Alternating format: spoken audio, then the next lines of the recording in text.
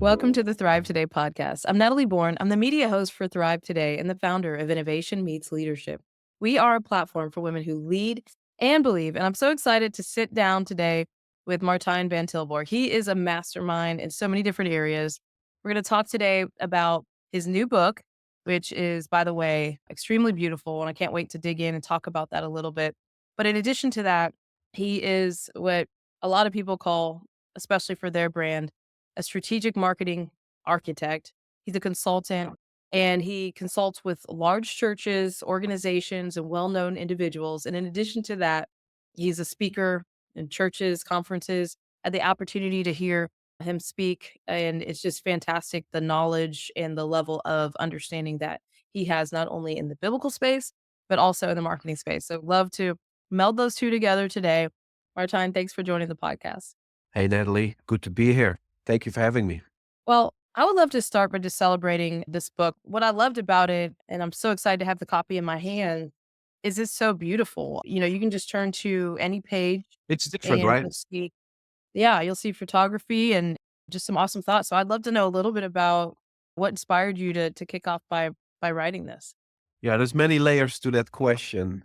From the content point of view, for those who follow me on Facebook or Instagram, I like to kind of chronicle my thought of the day, which sometimes goes very deep, very quick. And one day I was sitting on a plane and I thought, you know what? Let me go back and see what I've written over the last couple of years. And I just copy pasted all my Facebook posts in a Google document and I sent it to my editor. And out came my new book, Unorthodox. So it's really 40 thought provoking ideas or concepts that kind of disrupt conventional mindsets. And I called it Unorthodox. So that's what that is. And then from a creative point of view, I had the idea for a well known leader in the Christian space. If I mention his name, I think 99.9% of the people listening know who I'm talking about. And actually, that book never came to fruition. And I'm like, you know what? This is too good of an idea to not do. So I decided that I do myself. I love it. Yep.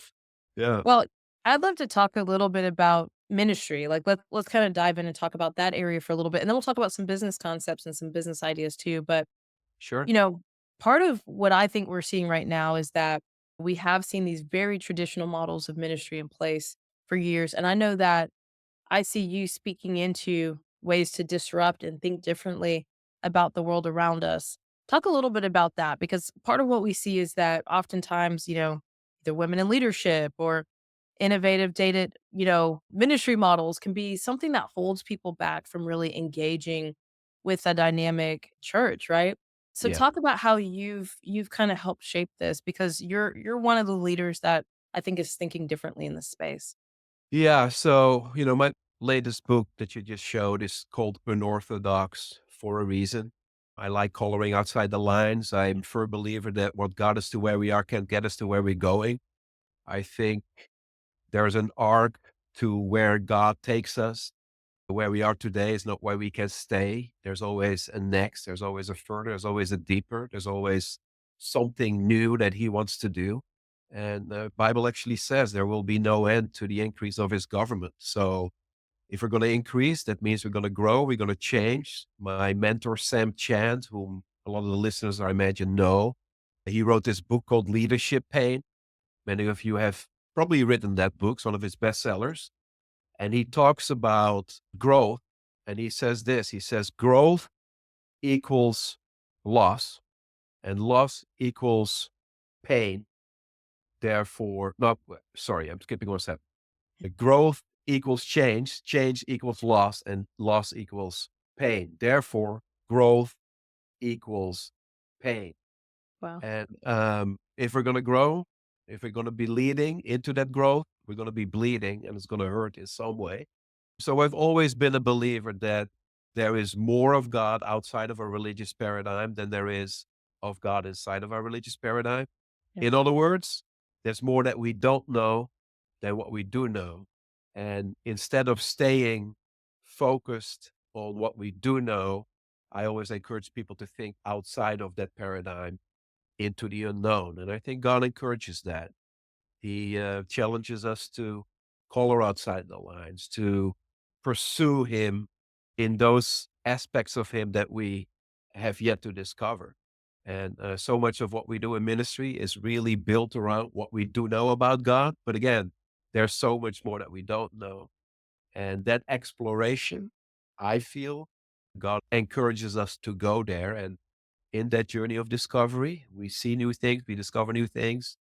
That's where innovation happens. That's where these new ideas are being born. And yeah, that's disruptive. That's disruptive for status quo. That's disruptive for the things we've always done. But it's a good thing Yeah. because if it helps us to show more of who God is in the earth, that's, I think, a good thing. So let's think about this for a second, because yeah, it's funny. I was just having a conversation with someone today, and he was talking about how he's been told his whole life you're called to ministry, but he's felt this tension that maybe he's not. And my first question was, well, who told you that? People, or did God? And it was people. Yeah. But I think a lot of the challenge people have is, how do I press the boundaries? How do I think outside the box when sometimes we can live in this very structured kind of place with our faith inside four walls of a church?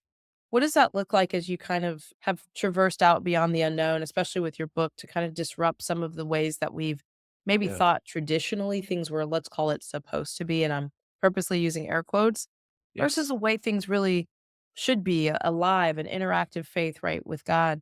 Sometimes we can get stuck in what I'm supposed to do and the have to do's, and we forget that this journey with in this life is a get to. And so, how have you kind of helped leaders think outside of the box, and especially in ministry settings, and think a little bit broader than maybe, hey, this is the way we've done it for the last 50 years? Yeah, I think especially if you've grown up within the walls of the church as you defined it, you're sort of indoctrinated that when God calls you, you have three options, right? You become a pastor, you become a missionary, maybe an itinerant speaker, and that's about how far that creativity goes. Those three categories are your only option when God calls you. I kind of discovered in my own journey that there's no three categories. There's way more beyond those three categories. God's more creative than that. But I remember early on as a teenager when I felt God called me, the culture I was in presented me with those three options. And for the next decade and a half, I really tried all three. I mean, I started planning churches, doing the pastor thing. At one point, I was planning four churches at the same time. It about killed me. It was horrible for most of the time, but I was called to do ministry. So what else was I supposed to do other than pastoring? So when my pastor called me in his office and he said, "Hey, I'm moving to Africa to start and pioneer work there," I was the first one to say, "Hey, I'm in," because it was my way out of that reality I created for myself was so horrible. So I did the missionary thing, same thing, square peg, round hole kind of situation. Some of it was a little bit more fun, but most of it was still horrible. And I went through another season where I moved to the United States and I did the itinerant thing. And still, there were good aspects of it, but there was still something missing. And that kind of put me on a journey where God really deconstructed what I had defined was my ministry and showed me that from where he's sitting, there's this infinite spectrum of possibilities that he has for his children, and that he has created us unique so that as we come into our full identity of how he created us to be, we become innovators within his kingdom doing something that nobody else can do because there's only one of me. And that was a painful journey because I put all my eggs in the basket of what I had defined as ministry, Right. which, there goes the time, energy, and money that I invested for 15 years. Yeah. And I had to come to the realization that what I had built was actually never something God required me to do. So, I think that you just freed a lot of people up from some bondage right there, because I agree. I think that we've put ministry in a box, and it's time to understand that there is no divide between sacred and secular.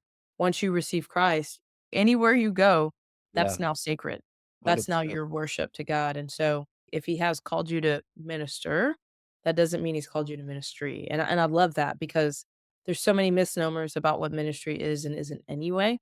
And so I just feel that a lot of people are saying thank you right now for breaking that down, and unfortunately, you had to live that out personally to realize it's not that, it's not that, it's not that, it's something else.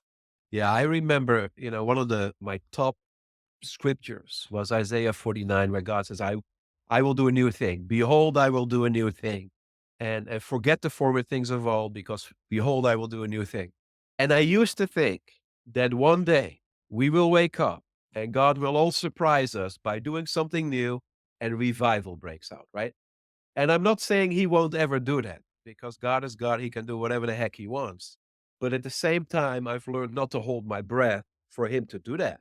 Because there came a point in my journey where I realized that if I truly believe that God created us to be unique, that means you are one of a kind. I am one of a kind. And all I have to do is to become me, well, because by becoming me, God will do something new through me. I bring something to the table nobody else can bring to the table. So it's far more simple than that. Instead of this mysterious, prophetic, God can do something new, surprisingly, it's all about identity. It's all about finding out who you truly are and becoming that, because that is something new that God does in the earth. And if we can all figure that out collectively, we become a force that will transform the world. Yeah, that's it. I like to repeat that back to you. Kind of what I was hearing is it's really almost a requirement that we get in the position that God's designed us for so that he can move and do the things he wants to do. And when we're trying to follow what we think the formula is and not what he's told us to do, we're almost out of alignment. And we've all, maybe needed an adjustment at the chiropractor, but until we get that adjustment, we feel that lack of alignment, something's just off. And it's uncomfortable, and you can feel that lane change when you finally get in alignment with what you're called to do. And so often I think we're sometimes it's fear, sometimes it's different things. We don't really align with our calling, or we feel that we have to fit into the box that everyone else is fitting into. So talk a little bit about something that I've just been wanting to ask you around, okay, so you're hearing this, you're thinking through this. Let's say we have, church leaders listening, people in ministry, and they're maybe waking up to the idea that, okay, so I don't have to just follow the status quo. I don't have to do what's always been done. How do they start to create that meaningful change around them? How do they start to open up other people's eyes to have an authentic conversation and not just follow the status quo?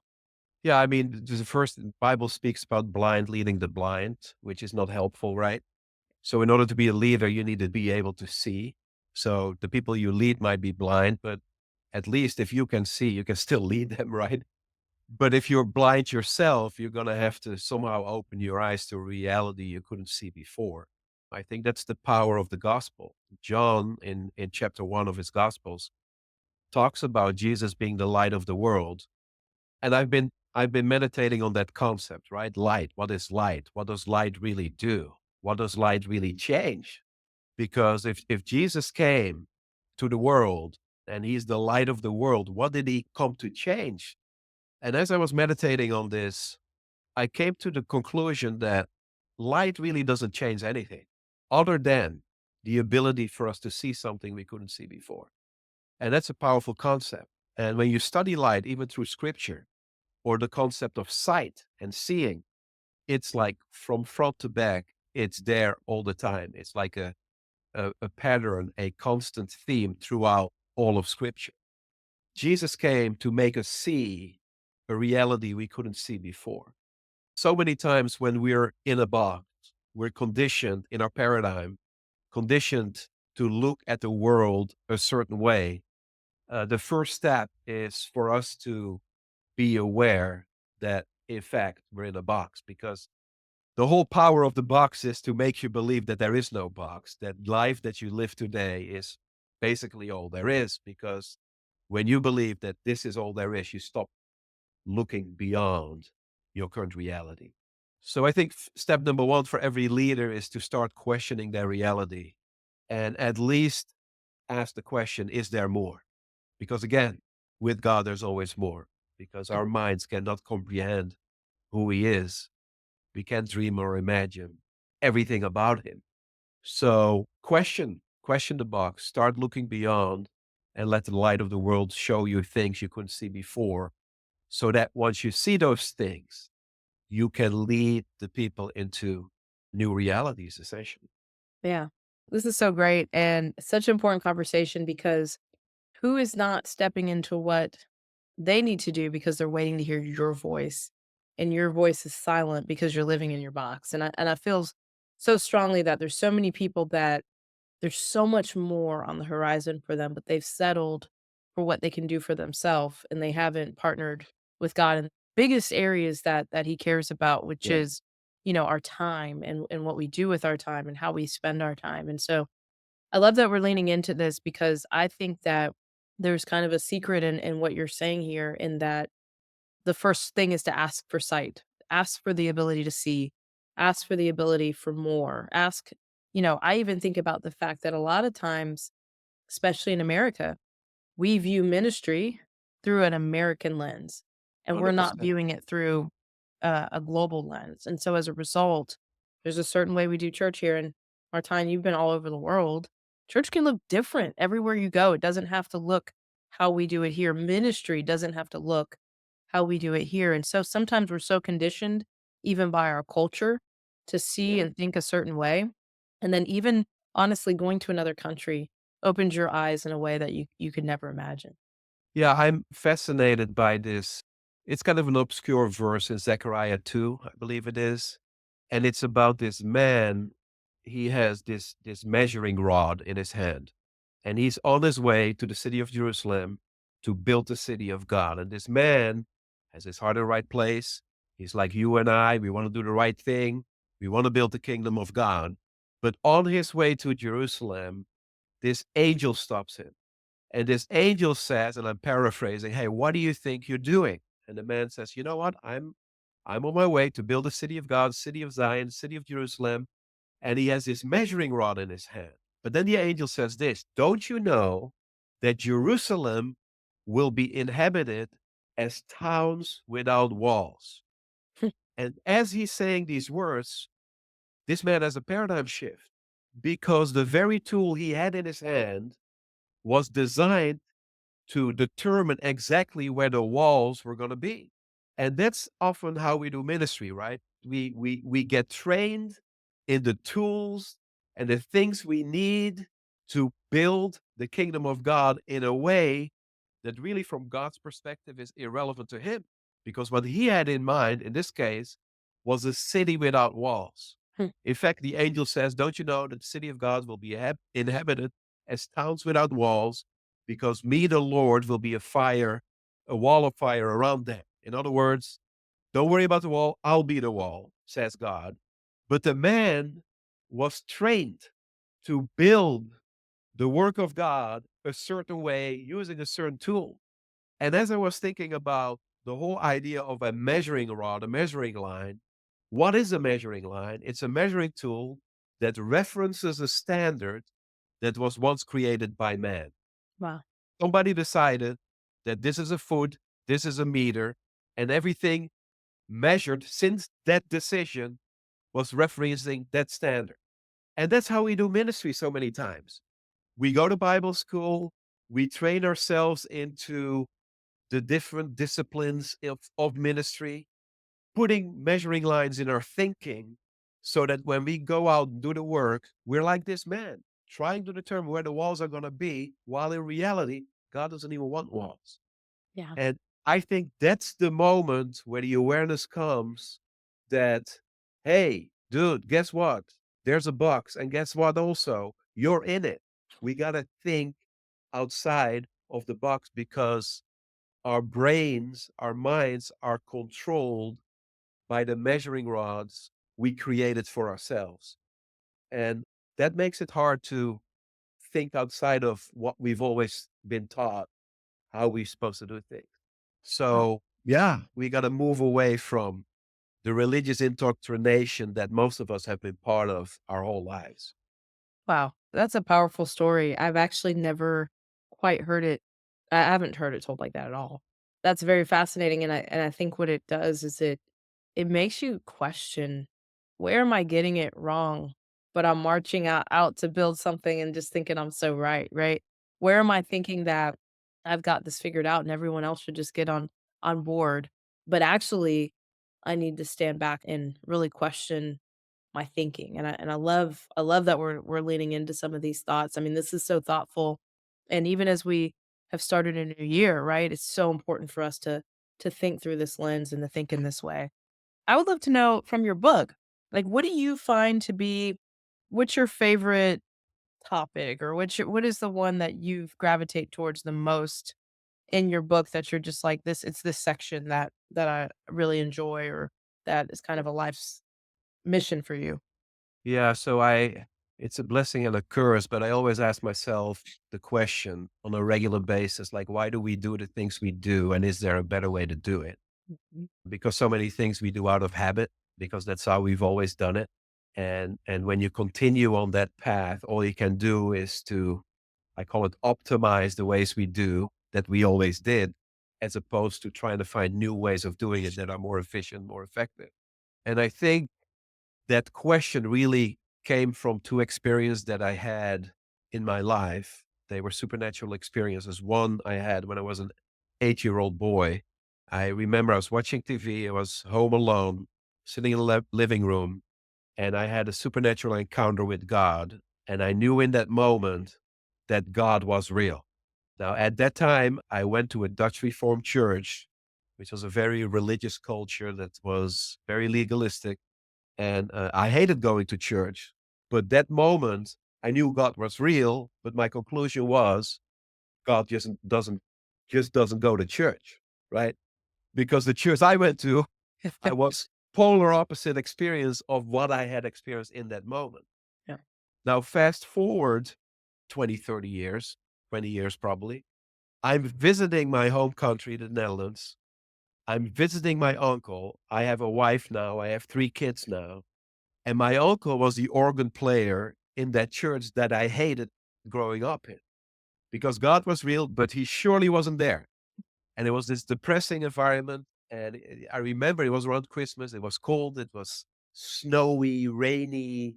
And when my wife found out, Amy, she says, "Oh, your uncle plays the organ in that church. Why don't we go to this church and listen to him play organ?" Well, I had PTSD immediately when that suggestion was brought up, because I wasn't going to go back to that church. It all brought back bad memories.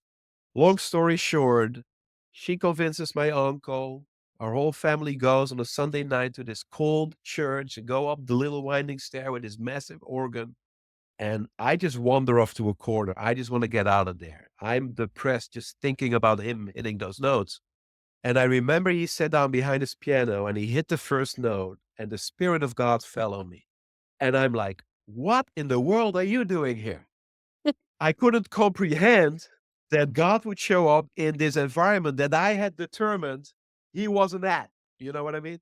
And it was the tension between these two experiences that kind of put me in a position in my whole life to question everything. Because on the one hand, my first experience, God is real, but he's bigger than the church that I'm part of. Mhm. But the second experience was God is real and he is so big that he comes down to our level to communicate with us on our level. So even when we create little boxes for ourselves, Yeah. he is able to come down to our level to fit in our box to communicate with his people. And it's like, wow, this is an amazing reality, because it's almost like God descends into our little minds to meet us where we're at, so he can destroy our religion from the inside out, so he can bring us to a place of freedom.